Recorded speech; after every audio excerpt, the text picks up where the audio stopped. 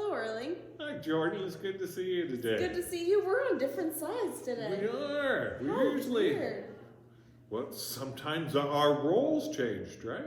You're I've right. talking about roles changing. Since we've been worshiping virtually, I have really enjoyed us preaching every other Sunday, right? That gives me the opportunity to hear you preach that I don't always have. So I think that's been great. And I've also really enjoyed it too. I'm able to go off of your sermons for my sermons and then vice versa. And so, I think it's been fun. Yeah. So this coming week, we're talking about service. No, we're not. That's witness. It's witness oh my gosh, this week. I am thrown off.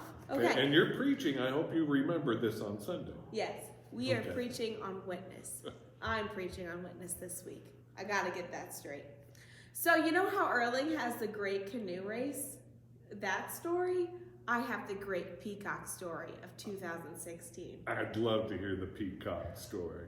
All right, so I'm in Cedar Falls, driving along this road to Washington Chapel. It's out in the middle of the country, you know, like Little House on the Prairie type of stuff, like with the church next to a cemetery, out in the middle of the country. So I'm driving along. I took the longer route this time.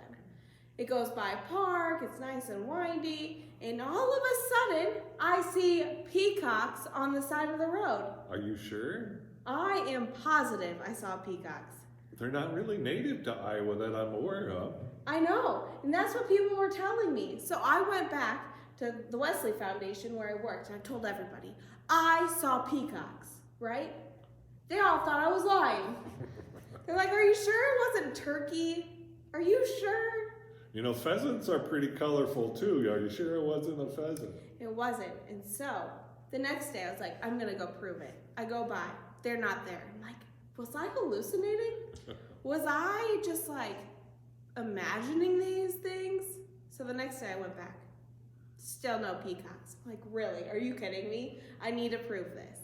And then a month later, I go on this same route. And there was 5 peacocks in the field. I'm like, I'm gonna record it. So I have this video of me recording myself that say, they do exist! They're real! And there is the peacock story, the great peacock story. So you were able to prove to people you weren't crazy. I wasn't crazy. I know it doesn't happen very often that I could prove that, but it's fine. But that's the thing about witnessing, right? And so sometimes we share things and they're like, yeah, you gotta be kidding me. You are joking. And then sometimes faith is seeing. Faith sometimes means that you have to witness it firsthand. You have to see the peacocks firsthand to understand that there's peacocks there. And so I think my goal was not to have them believe me necessarily. I didn't need to prove myself every time. I just wanted to prove to myself that they existed again. But I think as Christians, we don't have to prove that God exists. We still have to share that God exists, if that makes sense. Yeah, because we're all called to share our story, right?